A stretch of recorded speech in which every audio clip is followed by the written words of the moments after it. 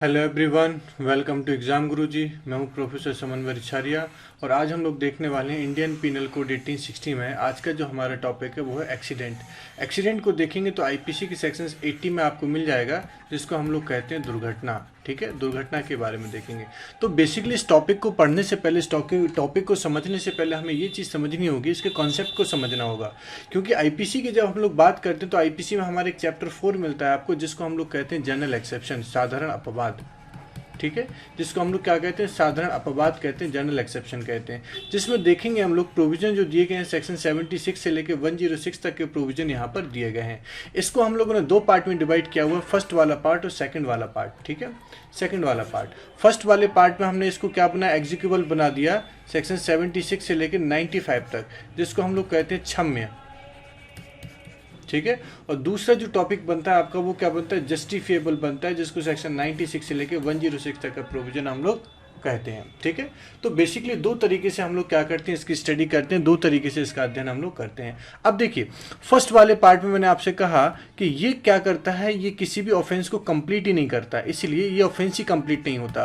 और किस वजह से नहीं होता, तो मैंने आपसे कहा था कि मेंस रिया की वजह से क्या नहीं होता, ऑफेंस कंप्लीट नहीं होता। मतलब ऐसे एक्ट या ऐसे एक्ट जिसको क्रिमिनल एक्ट हम लोगों ने कहा हुआ है, इसमें मेंस रिया कैसा होता है, एब्सेंट होता है। इसलिए हमने वो सारे पार्ट 76 से लेकर 95 तक के प्रोविजन किस में रख दिए, एग्जीक्यूबल वाले पार्ट में रख दिए। जस्टिफिएबल वाले पार्ट को अगर आप देखेंगे तो इसमें मेंस रिया तो होता है, एक्टस रिया भी होता है, लेकिन ये ऐसी परिस्थितियों में किए जाते हैं, ऐसे सर्कमस्टेंसेस में किए जाते हैं जिनमें हम क्या कहते हैं, ऐसे एक्ट को यहाँ पर क्रिमिनलाइज ना करके इसको हम क्या कर देते हैं, क्रिमिनल लायबिलिटी से फ्री कर देते हैं, डिस्चार्ज कर देते हैं। बात समझ में आई? तो ये बेसिक कॉन्सेप्ट है हमारे जनरल एक्सेप्शन का। अब क्योंकि हम लोग क्या पढ़ने वाले हैं, हम लोग आज पढ़ने वाले एक्सीडेंट क्या होता है, या एक्सीडेंट को किस कंडीशन में डिफेंस दिया गया। अगर कोई एक्ट किया जाता है, अगर वो एक्सीडेंट होता है, मिसफॉर्च्यून होता है, तो हमने क्या करना है, उसको सेक्शन 80 में हमने क्या करना है, उसको डिफेंस देना है। तो सेक्शन 80 में जब हम उसको डिफेंस देते हैं, उसको बचाव देते हैं, तो ऐसे केस में माना जाएगा कि ये कहाँ पे आता है, एग्जीक्यूबल वाली कैटेगरी में आता है। क्लियर? तो इसको समझने के पहले हमें क्या देखना पड़ेगा, यहाँ पर सबसे पहले हमें देखना पड़ेगा कि व्हाट इज एन एक्सीडेंट, दुर्घटना क्या होती है। व्हाट इज एन एक्सीडेंट, दुर्घटना क्या होती है, पहले इसको समझना पड़ेगा। तो इसको, क्योंकि जब तक एक्ट को नहीं समझेंगे तब तक इसके ऊपर क्रिमिनल लायबिलिटी कैसे हम लोग इस्टेब्लिश करेंगे, या क्रिमिनल लायबिलिटी से कैसे फ्री करेंगे। तो ये समझने के लिए सबसे पहले हमें देखना पड़ेगा कि व्हाट इन एक्सीडेंट को अगर देखेंगे कि दुर्घटना क्या होती है, तो एक्सीडेंट मीन्स क्या बता दिया उन्होंने, कि an unintentionally act, unintentional act. देखिए, पहला वाला क्लॉज कर दिया, अनइंटेंशनल एक्ट मतलब जो बिना आशय के किया गया है। देखो, इसको इस तरीके से समझते हैं हम लोग, जो बिना आशय के किया गया है, आशय के किया गया है। इसका मतलब है कि यहाँ पर सबसे पहली बात तो ये क्लियर हो गई कि इसमें मेंस रिया कैसा होता है, एब्सेंट होता है। इसका मतलब है कि जो एक्ट एक्सीडेंट की कैटेगरी में आता है उसमें क्या होता है, इंटेंशन नहीं होता है, मेंस रिया उसमें नहीं होता, पहली बात। दूसरी बात यहाँ पर देखेंगे, दूसरा क्लॉज उन्होंने कह दिया कि N unexpected act. Unexpected act क्या मतलब होता है, जिसके बारे में कोई अनुमान नहीं होता है, अनुमान के बिना किया गया, अनुमान के बिना किया गया कार्य।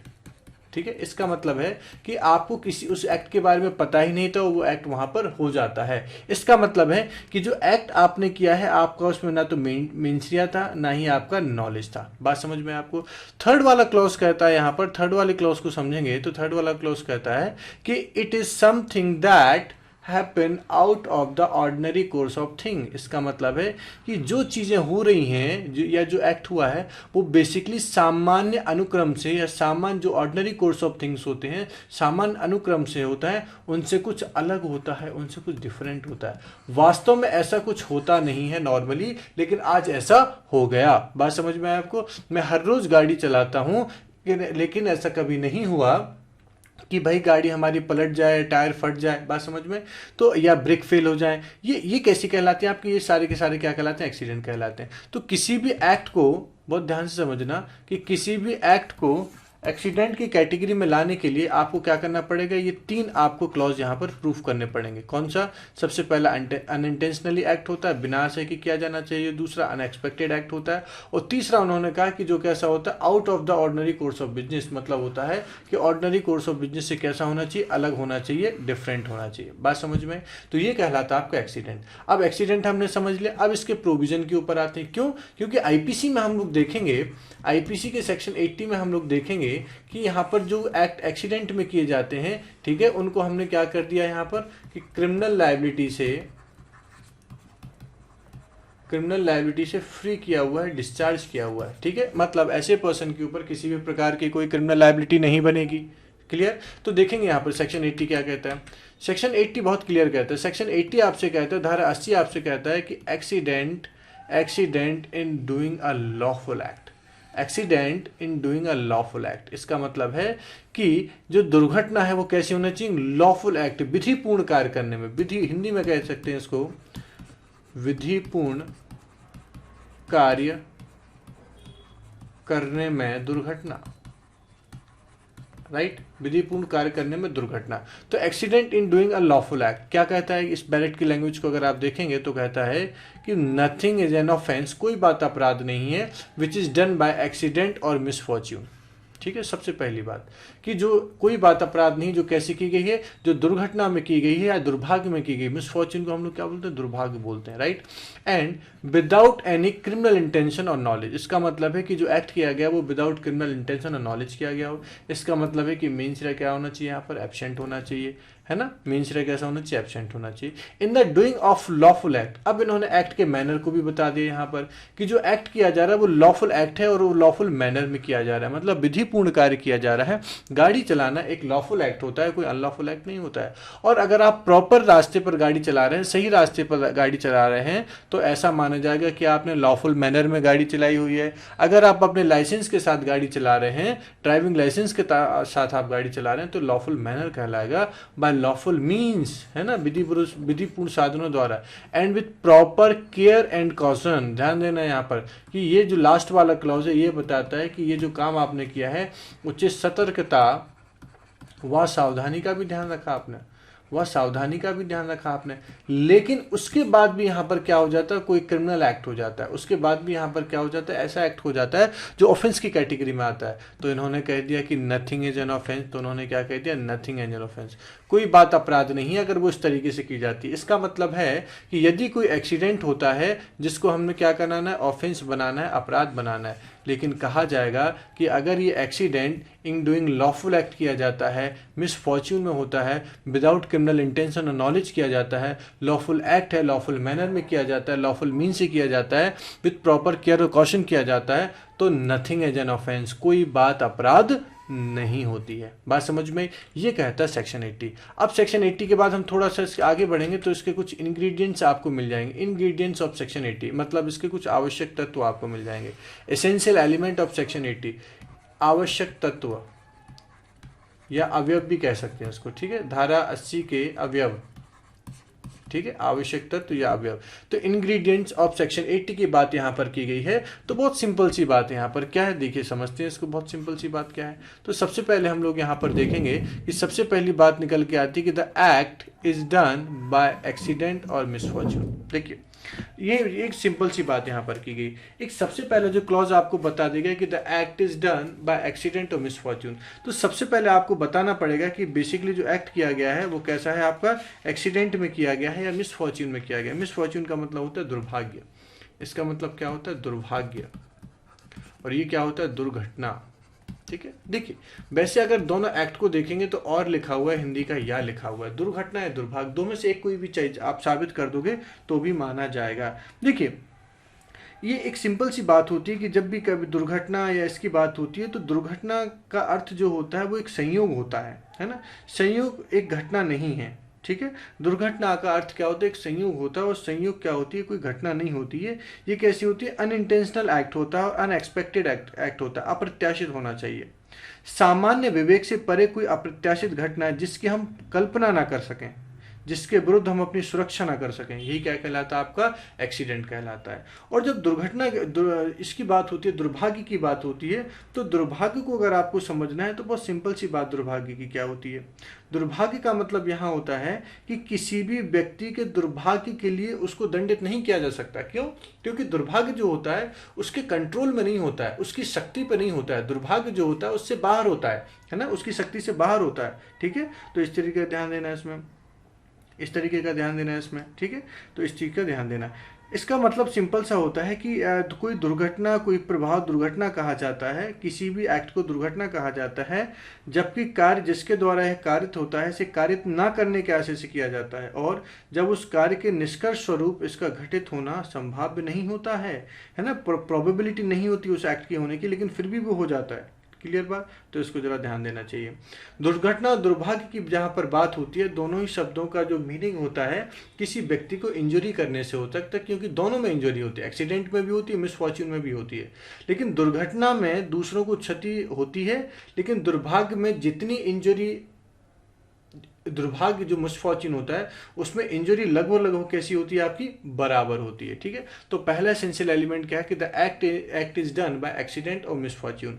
इसको अगर आप ध्यान से समझेंगे तो बहुत सिंपल सी बात उन्होंने कही है कि अगर एक पर्सन छत से कुछ सामान फेंकता है नीचे, और सामान फेंकने से पहले वो एक प्रॉपर वहाँ पर क्या करता है, सूचना देता है, एक नोटिस देता है कि हम सामान फेंक रहे हैं, कोई नीचे मत आइएगा, उचित सतर्कता बरतता है। लेकिन इसके बाद भी एक इंसान वहाँ से छुप छुप के निकलता है और उसके ऊपर वो पत्थर या उसके ऊपर वो सामान गिर जाता है, तो ऐसे पर्सन की जब डेथ हो जाती है तो माना जाता है कि क्या होता है, एक एक्सीडेंट है या एक मिसफॉर्च्यून है, और सेक्शन 80 में उस पर्सन के ऊपर क्रिमिनल लायबिलिटी नहीं बनती है। बात समझ में आई आपको? तो ये था आपका फर्स्ट वाला क्लॉज। अब इसके साथ साथ सेकंड वाले क्लॉज को देखेंगे कि there must not be a criminal intention और knowledge in the during of the act. देखिए, इसके बारे में बहुत सिंपल सी बात कही जाती है। इसके बारे में मैंने अक्सर आपसे कई दफ़े इस पर चर्चा भी की है, इस दफ़े मैंने आपसे कई बार चर्चा भी की है कि देखिए क्या होता है कि जब भी कोई ऑफेंस होता है तो ऑफेंस में क्या होता है, एक एक्टर सीरियस होता है और दूसरा मेन सीरिया होता है। अगर किसी भी एक्ट में मेन सीरिया एब्सेंट होता है तो वो ऑफेंस कॉन्स्टिट्यूट नहीं करता, वो ऑफेंस कॉन्स्टिट्यूट नहीं करता। और यहाँ पर भी वही चीज़ है कि क्रिमिनल इंटेंशन और क्रिमिनल और नॉलेज। देखिए, आपको पता है कि जब भी मीन्सरिया की बात होती है तो मैं दो तरीके के यहाँ पर मीन्सरिया की बात करता हूँ, दो तरीके की मीन्सरिया की बात करता हूँ, first degree mens rea and second degree mens rea. First degree mens rea and second degree mens rea. First degree mens rea में क्या होता है, इंटेंशन होता है, और सेकंड डिग्री मीन्सरिया में आपको पता है कि क्या होता है, नॉलेज होता है। तो यहाँ पर अगर दोनों तरीके की चीज़ें एब्सेंट होती हैं, दोनों तरीके के यहाँ पर मीन्सरिया एब्सेंट होते हैं, तो फिर कोई मतलब ही नहीं कि वो फिर तो वो एक्ट आपका ऑफेंस कॉन्स्टिट्यूट हो ही नहीं सकता, अपराध हो ही नहीं सकता वो। ठीक है, अब इसके बाद थर्ड वाले क्लॉज पर आइए जरा। थर्ड वाला क्लॉज क्या कहते हैं कि the act must be lawful. Act कैसा होना चाहिए, लॉफुल होना चाहिए। लॉफुल एक्ट किया जाना चाहिए, जैसे गाड़ी चलाना लॉफुल एक्ट होता है, कार चलाना लॉफुल एक्ट होता है, छत से सामान नीचे फेंकना लॉफुल एक्ट होता है। ठीक है, तो आपका एक्ट कैसा होना चाहिए, लॉफुल एक्ट होना चाहिए। सबसे पहली जो कंडीशन है इसमें वो क्या है आपकी, कि लॉफुल एक्ट होना चाहिए। दूसरी बात उन्होंने कह दी कि and doing in a lawful manner, और लॉफुल एक्ट किया जा रहा है वो कैसा हो, आपका लॉफुल मैनर में किया जा रहा हो, है ना, ये इसका सेकेंड, ये फर्स्ट। अब देखिए लॉफुल मैनर क्या, लॉफुल मैनर के बारे में कहा जाता है कि मान लीजिए कि एक क्वेश्चन है कि आपकी गाड़ी से किसी पर्सन का एक्सीडेंट हुआ, आप कार चलाना एक लॉफुल एक्ट है। और लॉफुल मैनर की जब हम लोग बात करते हैं तो लॉफुल मैनर का मतलब होता है कि जिस भी रास्ते पर लेफ्ट हैंड साइड पर जो कार चलाने का या बाइक चलाने का जो आपको लाइसेंस मिलता है वो लेफ्ट हैंड साइड में मिलता है, और आप अपने लॉफुल मैनर में उस गाड़ी को चला रहे थे ड्राइविंग लाइसेंस के साथ। ठीक है, और तीसरा आता है and by lawful means. Lawful means का मतलब यहाँ पर होता है कि विधिवृत्त साधनों द्वारा। तो विधिवृत्त साधन का मतलब यही होता है कि आपके पास क्या था, प्रॉपर उसको गाड़ी को चलाने के लिए लाइसेंस था, तो ये लॉफुल मीन्स कहलाएगा आपका। ठीक है, तो इस तरीके से ध्यान देना इसको कि लॉफुल मैनर और लॉफुल मीन्स में क्या चीज़ें शामिल की जाती हैं। ठीक है, क्या चीज़ें इसमें शामिल की जाती हैं, तो वैध साधनों द्वारा वैध रीति से किया गया कार्य इसमें आता है। अब इसमें एक बहुत ही फेमस केस आता है, जागेश्वर वर्सेस एम्परर का एक केस आता है 1924 का, है ना, 1924 का एक जागेश्वर वर्सेस एम्परर का केस इसमें आता है। मैं नोट कर देता हूँ यहाँ पर, जागेश्वर वर्सेस एम्परर। ठीक है। जागेश्वर वर्सेस एम्परर का एक केस आता है इसमें, तो इस चीज़ का ज़रा ध्यान रखना। इस केस में क्या हुआ था कि दो पर्सन आपस में झगड़ा कर रहे थे, तो बीच में एक लेडी उनको बचाने के लिए जाती है, और उस पर और लेडी के सर पे एक बच्चा बैठा होता है, 2 महीने का बच्चा होता है वहाँ पर, ठीक है। एक पर्सन क्या करता है, अभियुक्त जो अक्यूज होता है, उसने उस लेडी के ऊपर भी एक अटैक करता है, उसके ऊपर एक क्रिमिनल फोर्स इस्तेमाल करता है, ठीक है।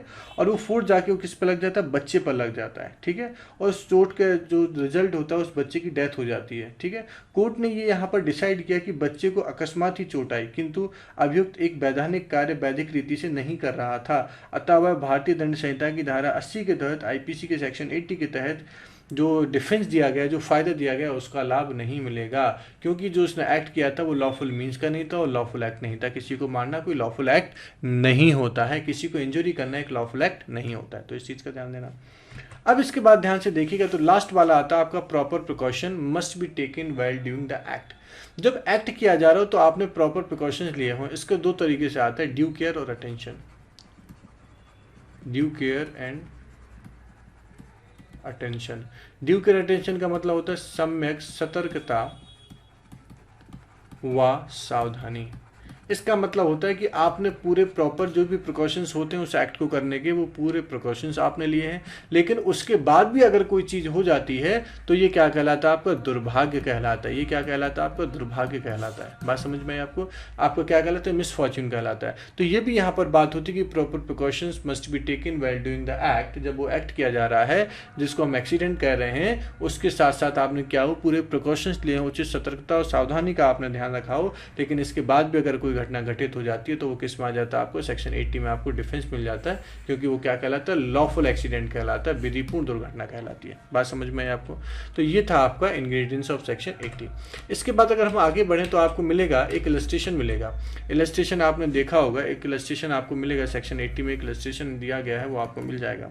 क्या कहते हैं सेक्शन 80 का इलस्ट्रेशन? सेक्शन 80 का इलस्ट्रेशन बहुत क्लियर बात आपसे कहता है कि भाई सिंपल सी बात है, क्या है कि ए पर्सन है, कोई ए है, ए वर्क्स विद हेडसेट। देखिए एक व्यक्ति जिसका नाम ए था, वो एक कुल्हाड़ी से काम कर रहा था, ठीक है। The head flies of and kills a person standing near by. और जो कुल्हाड़ी का जो फल है उसमें से निकल जाता है, उछल जाता है, और जो पास में खड़ा हुआ एक पर्सन होता है उससे उसकी डेथ हो जाती है, ठीक है। अब देखिए ये तो बात हो गई। अब यहाँ पर हैंस यदि if there was no want of proper caution on the part of A, यदि ए के पार्ट पर बहुत ध्यान समझ रहे, यदि ए के पार्ट पर उचित सतर्कता का कोई अभाव नहीं था, ठीक है, his act is excusable and is not an offence, तब फिर उसका एक्ट कैसा माना जाएगा, यहाँ पर एग्जीक्यूबल एक्ट माना जाएगा, क्षम्य माना जाएगा, ठीक है, क्षम्य माना जाएगा, और उसने कोई अपराध वहाँ पर नहीं किया, क्षम नहीं किया। लेकिन यहाँ पर जो लास्ट वाला क्लॉज कहता है कि यदि उसका उचित सतर्कता का कोई अभाव नहीं था, लेकिन यहाँ पर अगर ये इसको इस तरीके समझिए कि यदि उसका उचित सतर्कता का ध्यान नहीं दिया, उसने अभाव था, तो फिर ये किस में चला जाएगा, तब फिर 80 का डिफेंसेस को नहीं मिलेगा, और ये क्या कहलाएगा, ऑफेंस कहलाएगा, अपराध कहलाएगा। बात समझ में आई? ये था आपका सेक्शन 80, है ना, सेक्शन 80। आई होप आपको ये प्रोविज़न समझ में आया होगा, आई होप आपको ये पूरा लेक्चर समझ में आया होगा। इन केस अगर कोई इसमें क्वेरी होती है, कोई डाउट होता है, तो आप अपनी क्वेरी को कमेंट बॉक्स में मेंशन कर सकते हैं। Thank you.